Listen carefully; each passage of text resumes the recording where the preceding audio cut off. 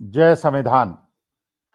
देखिए, जय आज संविधान। कल जिस प्रकार की स्थिति देश के अंदर बन गई है, और मैं एक अध्यापक हूं, एक टीचर हूं, इसलिए मेरा दिल बिल्कुल हिल के रह गया जब उत्तराखंड के अंदर हमने देखा कि एक नॉर्थ ईस्ट के बहुत प्यारे बच्चे को जिस प्रकार से just because he belong to North East उसको पीट पीट के मार दिया गया, और वो बेचारा कहता रहा कि मैं भारतीय हूं, मैं भारत का बेटा हूं, लेकिन लोगों ने उसको नहीं सुना और मार दिया। जो घृणा पूरे देश के अंदर फैल गई है, इसका फल हमने भुगता। और वो बेटा, वो बच्चा हमारे देश का बच्चा, भारत का बेटा, एक बीएसएफ जवान का बेटा है। और जिस प्रकार से हृदय विदारक ये घटना हुई है उत्तराखंड में, मेरी तो आत्मा हिल गई, क्योंकि मैं अध्यापक रहा हूं, नॉर्थ ईस्ट के बच्चों को मैंने पढ़ाया है। जितने डिसिप्लिन्ड बच्चे और जितने प्यारे बच्चे, और ऐसे बच्चे जो कि वास्तविकता में विदेशी सीमाओं से सटे हुए राज्यों में रहते हैं, और हमारे देश के प्रति जो उनकी भक्ति है, हमसे ज्यादा मैं मानता हूं है। इतने अच्छे बच्चे, इतने प्यारे बच्चे, और जिस प्रकार से उनके साथ ये अन्याय होता है, भारत के अलग अलग पार्ट में होता है, जबकि पूरे भारत की आत्मा उनके अंदर बसती है और वो देश को बचाते हैं। तो इस मुद्दे पर मैं बहुत ज्यादा परेशान था, तो मैंने कहा कि ऐसे एक व्यक्ति को मैं ढूंढूं जो कि बच्चों के मुद्दों से जागरूक भी हो, जो स्टूडेंट लीडर भी रहा हो, और आज के तारीख में ये बता सके कि क्या भावना नॉर्थ ईस्ट के बच्चों के अंदर है। क्योंकि हम उन्हें बहुत प्यार करते हैं, हम भारतवासी उन्हें बहुत प्यार करते हैं, लेकिन जिस प्रकार से जनता के आजकल विद्वेष की भावना, धर्म के बीच में, चेहरे के आधार पे, भाषा के आधार पे, रंग के आधार पे जिस प्रकार का रंग भेद और हर तरह की चीजें देश के अंदर हो रही हैं, उससे मैं तो हिल गया हूं।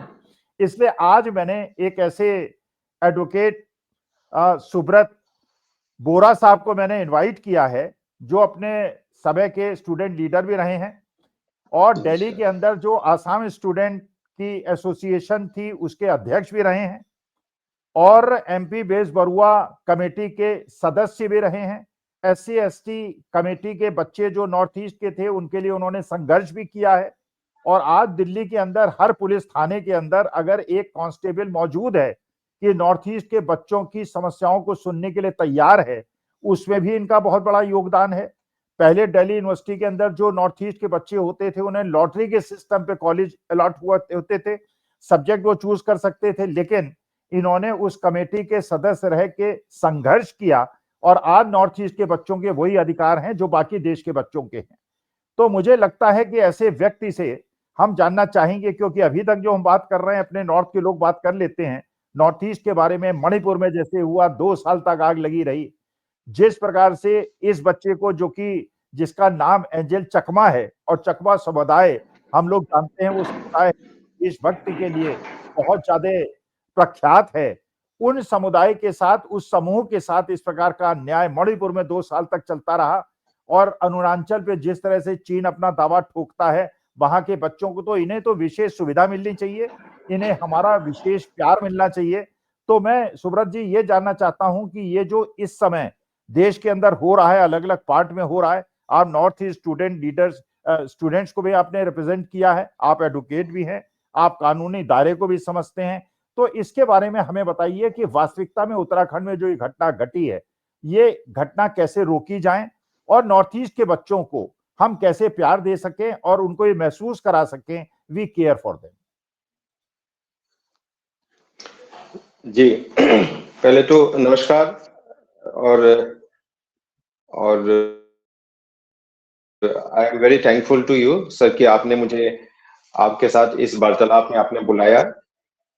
और ये बहुत ही सेंसिटिव इशू है, जो एंजल चकमा का जो इंसिडेंट जो उत्तराखंड में हुआ है, लेकिन ये पहले होने वाला इंसिडेंट नहीं है। इससे पहले भी दिल्ली में हुआ था, जैसे नीडो तानिया का इंसिडेंट हुआ है, और ऐसे जहाँ पे बच्चों को हमें कन्विंस करना पड़ता है कि हम नॉर्थ ईस्ट से हैं, हम इंडियन हैं। और ये भी बहुत ही दुर्भाग्यजनक है, क्योंकि मैं खुद ये प्रोसेस में और दिल्ली में रहा हूँ, और ऐसे जो रेशियस कमेंट्स मैंने खुद फेस किया है। जब दिल्ली में हमने स्टडी एडमिशन के लिए गए हैं तो सारे वहाँ के स्टूडेंट वो यही सोचते थे। इवन मैं आई वाज शॉक कि जैसे एसआरसीसी कॉलेज में जो स्टूडेंट पढ़ाई करते हैं, एडमिशन वो लोग लेते हैं, उनको भी नहीं पता कि असम, नागालैंड, मणिपुर या अरुणाचल कहाँ होते हैं। वो लोग यही सोचते हैं कि हम लोग नॉर्थ ईस्ट जो है चाइना का एक पार्ट है और हम लोग चाइना से बिलोंग करते हैं। काफी टाइम तक हमने इस जो रेशियस कमेंट्स है उसमें हम लोगों ने फाइट किया। उसमें गवर्नमेंट में एक प्रोविजन भी रखा है कि अगर किसी को चिंकी कह के बुलाएंगे या किसी को मोमोज कह के बुलाएंगे तो दिल्ली में देयर इज ए प्रोविजन की विदाउट एन एफआईआर उसके ऊपर केस क्लोज किया जा सकता है। तो this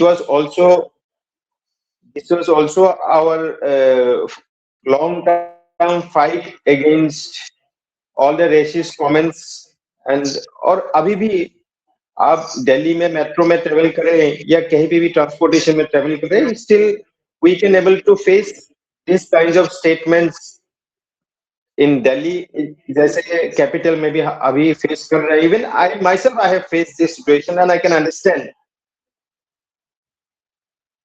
कि उत्तराखंड में जो हुआ है ये मुझे लगता है कि एक इंडिया के मेन लेन के स्टेट और बाकी जो स्टेट में तो नॉर्थ ईस्ट के बारे में उनको अवेयरनेस की जरूरत है। एक कल्चरल एक्सचेंज प्रोग्राम की जरूरत है ताकि वो समझ सके कि नॉर्थ ईस्ट का कल्चर क्या है, नॉर्थ ईस्ट के कम्युनिटी कौन कौन से हैं। तो और जैसे दिल्ली में अभी सारे स्टेट स्टूडेंट ऑर्गेनाइजेशंस आपके हैं, जैसे मणिपुर हैं, नागालैंड के हैं, असम के हैं, अरुणाचल के हैं। मुझे लगता है कि ऐसे स्टूडेंट ऑर्गेनाइजेशंस हर स्टेट में होने चाहिए। और जैसे दिल्ली में एक नोडल ऑफिसर है रॉबिन हिम्बो जी, जिसका लीड करते थे, और अभी 2 नोडल ऑफिसर डेप्यूट किया गया है दिल्ली पुलिस के अंदर। तो ऐसे नोडल ऑफिसर्स की हर स्टेट में जरूरत है। मुझे लगता है कि ऐसे जरूरत है ताकि कोई भी सेंसिटिव इशू में या तो कोई भी नेसेसरी एक ऐसे ऐसे कोई इंसिडेंस हो तो उसमें हम लोग कोई अप्रोच कर सके। बट नहीं, लेकिन सुब्रत जी एक चीज मैं ये जैसे कि समझना हमने चाह रहा हूँ। उत्तराखंड में देख जी नहीं सुब्रत जी, मैं ये चीज समझना चाह रहा हूँ, जी जैसे सर उत्तराखंड गवर्नमेंट में आप देखिए इस बच्चे के साथ जो हुआ एंजल चकमा के साथ, एफआईआर लिखने में बहुत देर की गई और एफआईआर नहीं लिखी गई। ये भी पता चला जो मुख्य जी अभियुक्त था, जो लीडर था उस अटैक का, वो नेपाल भाग गया, मैंने उसे भागने दिया गया। वरना होता क्या है कि जैसे जी ही घटना घटती है तुरंत एफआईआर हो जाती है, तुरंत अरेस्ट शुरू हो जाते हैं, लेकिन वो भाग गया।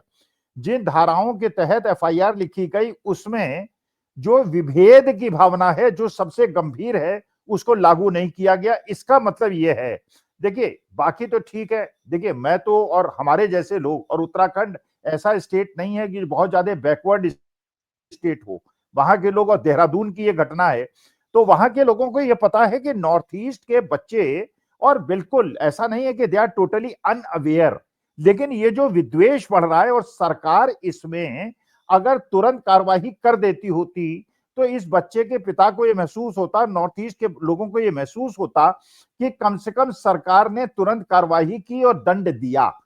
ठीक है, बाकी जो घटना घटी बहुत ज्यादा निंदनीय है, हमारे नॉर्थ ईस्ट के बच्चों को पूरा प्रोटेक्शन मिलना चाहिए, पुलिस प्रोटेक्शन मिलना चाहिए, वो सब ठीक है। लेकिन जो उत्तराखंड की घटना घटी उसमें एफआईआर लिखने में इतनी देर की गई, मुख्य अभियुक्त को भागने का मौका दिया गया, धाराएं ठीक नहीं लगाई गई। तो मैं ये चाहता हूं कि क्या ऐसा है कि भारतीय जनता पार्टी की रूल्ड स्टेट जो है वहीं पे इस प्रकार की घटनाएं क्यों हो रही हैं? देखिए आप देखिए जो भी घटनाएं हुई, मध्य प्रदेश में हुई, छत्तीसगढ़ में हुई, उत्तर प्रदेश में हुई, जो क्रिसमस के अंदर हुई, और जो क्रिश्चियंस हैं, और आप ये भी जानते हैं कि नॉर्थ ईस्ट के अंदर मेजॉरिटी क्रिश्चियंस की है। तो अगर इस प्रकार से नॉर्थ ईस्ट के बच्चों के साथ अन्याय होगा और क्रिश्चियंस के साथ अन्याय होगा और उन्हें रंगभेद का झेलना पड़ेगा तो उनके मानस पे किस प्रकार का असर पड़ेगा, और वो हमारी जो राष्ट्रीय एकता है और भारत माता की जो एकता है उसको खंडित तो अगर उत्तराखंड सरकार ने तुरंत निर्णय ले लिया होता, कठोर निर्णय ले लिया होता, अरेस्ट कर लिया होता, उनको दंड दे देता, असली धाराएं लगा दी होती, तो शायद हमें शांति मिलती। लेकिन मुझे ऐसा लगता है, इसमें आपका क्या विचार है कि उत्तराखंड सरकार ने जो किया, क्या आपको लगता है कि नॉर्थ ईस्ट के अंदर इससे संतुष्टि होगी कि उत्तराखंड सरकार को जो करना चाहिए था उन्होंने किया? जी बिल्कुल नहीं, मैं बिल्कुल इस जो उत्तराखंड ने गवर्नमेंट ने जो किया, मैं उससे सहमत नहीं हूं। जो वो कर सकते थे और जितने कम टाइम में कर सकते थे, जो एडमिनिस्ट्रेशन के तरफ से या प्रशासन के तरफ से जो कर सकते थे, उन लोगों ने वो नहीं किया। हो सकता है कि देयर इज ए नेग्लिजेंस, और उन लोगों ने, हो सकता है कि एडमिनिस्ट्रेशन ने लोकल उत्तराखंड के जो एक्यूज्ड है, जो कल्प्रिट है, उसको ज्यादा फेवर करने की कोशिश किया, इसीलिए हमें एफआईआर लॉन्च करने के लिए 10 दिन लगे। तो it's a clear case of negligence और favouring a person who is a main accused of the incident is a barbaric inhuman activities। ये तो एक नॉर्थ ईस्ट का जो एक इमेज है, हम लोग जैसे नॉर्थ ईस्ट का जो बाहरी जैसे लोगों के लिए प्रति एक इमेज है, हम लोग वैसे भी सोचते हैं कि दिस पीपल आर, हम लोग दिल्ली वाले लोगों को सोचते हैं कि ये लोग हमें ठग ठग लेंगे या तो चीट करेंगे, इस तरह का एक माइंडसेट होता है। बट इस तरीके का जो एक्टिविटीज है और गवर्नमेंट का जो रोल है, उससे क्लियर दिखाता है कि एक सौतेलापन होता है नॉर्थ ईस्टर्न स्टेट के साथ, नॉर्थ ईस्टर्न स्टेट के लोगों के साथ। नहीं सुब्रत जी, देखिए एक तो चीज मैं ये आपको बताऊं, इंसिडेंट्स टैकल करने के लिए नॉट ओनली द एडमिन जी जी मैं जब नॉर्थ ईस्ट गया था, मैंने नॉर्थ ईस्ट में जी घूमा, तो मैंने देखा जो नॉर्थ ईस्ट के लोग हैं बड़े डिसिप्लिन्ड हैं। जैसे हमारे उत्तर भारत में आप दिल्ली में रहे तो आपने देखा कोई रेगुलेशंस को नहीं देखता है, कोई ट्रैफिक रूल्स को नहीं देखता है, लेकिन आपके नॉर्थ ईस्ट के अंदर traffic rules are far better than us. अच्छा, ये भी जो आपने बात कही कि लोगों को बताना चाहिए कि नॉर्थ ईस्ट के लोग कैसे होते हैं, उनका कल्चर क्या होता है, देखिए अब ये सीमाएं नहीं रह गई हैं। क्योंकि आप देखिए महाराष्ट्र के अंदर अगर आप मराठी नहीं बोलेंगे तो आपको पीट देंगे। आपने देखा कि तमिलनाडु के अंदर जो मराठी स्पीकिंग लोग थे उनकी पिटाई हो गई। तो अब तो इतनी ज्यादा घृणा हिंदुस्तान के अंदर, हमारी भारत माता के अंदर, जो 11 साल पहले तक हमने सुना नहीं था कि इतना ज्यादा एक दूसरे के प्रति अविश्वास बढ़ जाए। तो मैं इस बात से सहमत नहीं हूं कि नॉर्थ ईस्ट के बच्चों के बारे में लोगों को नहीं पता है कि नॉर्थ ईस्ट हमारा पार्ट नहीं है, बिकॉज हिंदुस्तान के अंदर लोग जानते हैं कि नॉर्थ ईस्ट के लोग जो सीमावर्ती हैं, और उत्तराखंड भी सीमावर्ती इलाका है, हिमाचल प्रदेश भी सीमावर्ती इलाका है, और ये सब वो इलाके हैं जो चीन से मिले हुए हैं या भूटान से मिले हुए हैं या पाकिस्तान से मिले हुए हैं या म्यांमार से मिले हुए हैं। तो ये लोग ये जानते हैं, लेकिन असल में मुश्किल क्या हो गई है, घृणा इतनी ज्यादा हो गई है। तो एक दूसरे के प्रति, जैसे हिंदू मुसलमान, हिंदू क्रिश्चियन, दलित फॉरवर्ड, ब्राह्मण ठाकुर, इतनी ज्यादा द्वेष बढ़ गया है। तो मुझे ऐसा लगता है कि ये समस्या का समाधान, क्योंकि आप एडवोकेट भी हैं, स्टूडेंट लीडर भी रहे हैं, क्या आपको लगता है कि देश के अंदर जो ये घृणा की एक जहर की खेती हो रही है 11 साल में, इसका कोई निदान है या नहीं? देखिए, इसका एक ही समाधान है, जो जो गवर्नमेंट का इंटरफेरेंस और इक्वल रेस्पेक्टेबल जो अवेयरनेस। सिर्फ हिंदू देश का जो नारा है, हिंदू और हिंदू देश का जो नारा है, उसको लेकर चलने से नहीं चलेगा। क्योंकि ये जो देश है, सो कॉल्ड कंट्री इंडिया, ये 1947 के बाद बने हैं, उससे पहले ये देश नहीं था। ये हमें धन्यवाद देना पड़ेगा जवाहरलाल नेहरू जी को, जिसने पहला प्रधानमंत्री के तौर पे, और सरदार पटेल जी ने, जिसने सारे प्रांत के सारे लोगों को लेके इसको देश बनाया। तो उसमें सबका सेंटिमेंट्स, सबका रेस्पेक्ट, सबका कल्चर को रेस्पेक्ट करना, और रेस्पेक्ट करने के बाद ही ये सेकुलर कंट्री के तौर पे इसको बनाया गया था।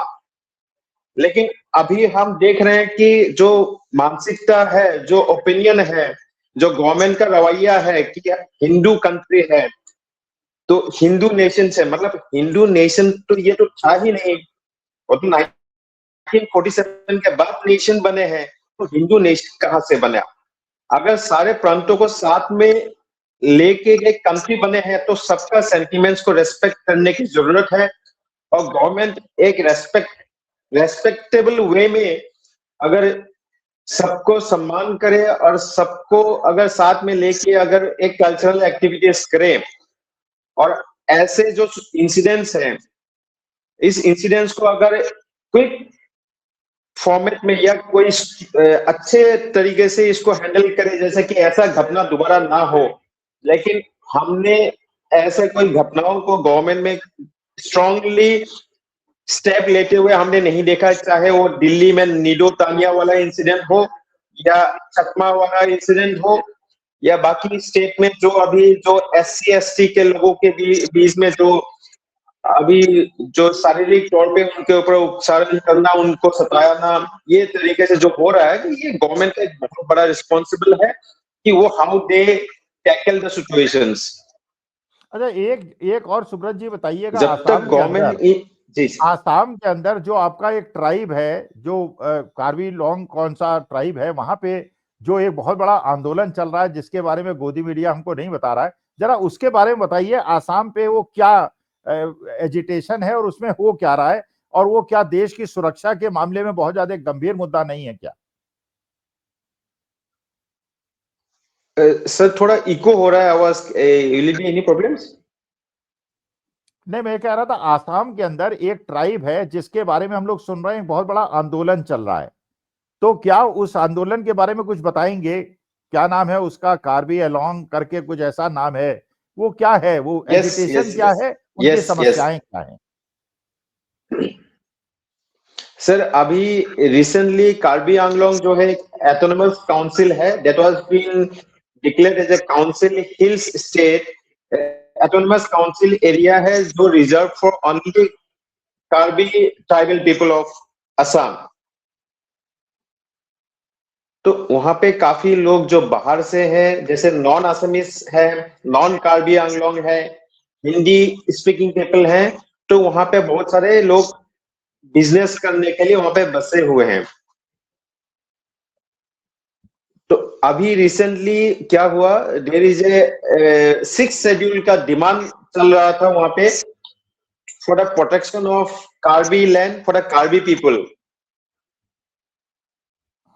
तो उसमें ये जो non Assamese, non Karbi, Hindi speaking people है जो बिजनेस कर रहे हैं यहाँ पे, तो उनको लगा कि वहां पे उन लोगों को अगर ये कार्बी आंगलोंग को अगर 6 शेड्यूल दिया जाए तो फिर it will be not safe for them, क्योंकि उन लोगों को हो सकता है कि वहां से उन लोगों को छोड़ के बाहर जाना पड़ सकता है, या तो उनको प्रॉपर्टी राइट भी उनका जा सकता है।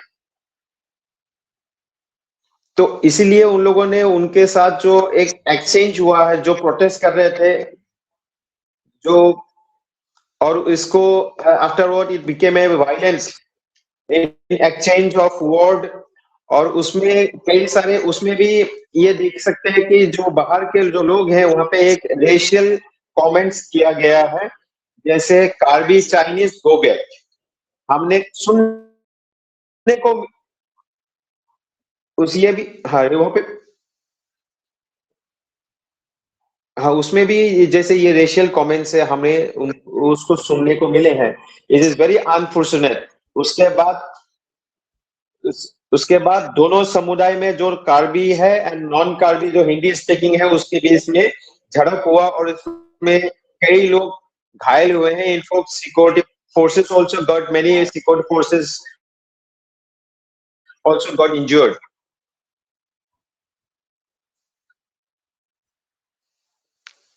सो ये भी एक वो है कि हमें ऐसी चीजों को हैंडल करने की स्ट्रिक्ट और लॉ हमें बनानी चाहिए, और स्ट्रिक्ट लॉ प्रोविजंस के तहत हमें इस केस ऐसे केसेस को लेना चाहिए, सो दैट ऐसा मोमेंट क्रिएट ना हो और ऐसे किसी की जान पे ना आए कि कोई इनोसेंट पीपल का ना हो। अच्छा, मणिपुर में क्या स्थिति है? मणिपुर में शांति है या मणिपुर में भी अभी कोई समस्या है? बिल्कुल, Manipur is not at all, अभी शांति कुछ भी नहीं है। मीडिया ने दिखाना छोड़ दिया है, ये अलग बात है। लेकिन मणिपुर में अभी भी वही स्थिति है कि कुकी के लोग जो है माइटे के एरिया में नहीं जा सकते, और माइटे के लोग जो है कुकी के एरिया में नहीं जा सकते।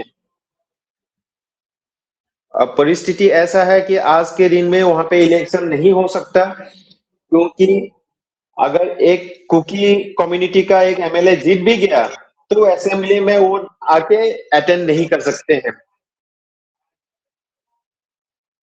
The situation is not at all काम, और मुझे लगता है कि BJP government is completely failure, और या तो जानबूझ के वो लोग इग्नोर कर रहे हैं, क्योंकि नॉर्थ ईस्ट के स्टेट है तो उनको रहने दो, बिकॉज और कोई स्टेट होता तो बीजेपी मुझे नहीं लगता कि इस तरीके से वो लोग हैंडल करते, because after so many innocent people sacrifice their life, कितना शर्मफुल घटना हुए हैं, जैसे gang rape of Kuki ladies, वहां पे जो इंसिडेंट हुए हैं और मीडिया में आए हैं।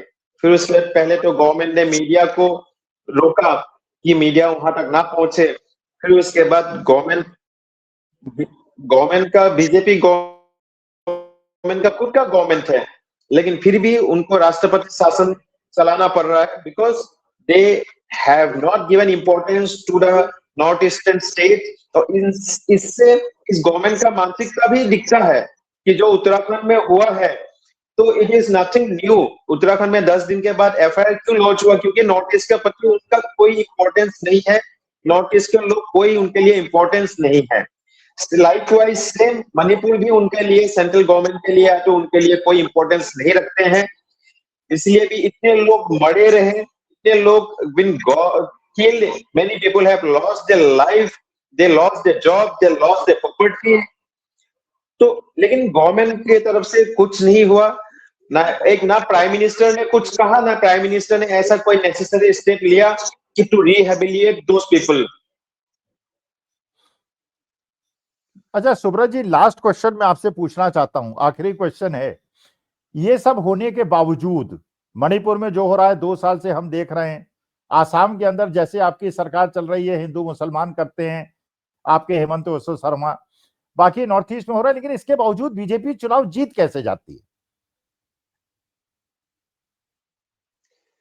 सर जैसे आप देखिए, जो एक अभी हमारे कांग्रेस पार्टी के एक तथ्य के तहत राहुल गांधी जी ने एक वो रखा है, वोट चोरी का जो डाटा है,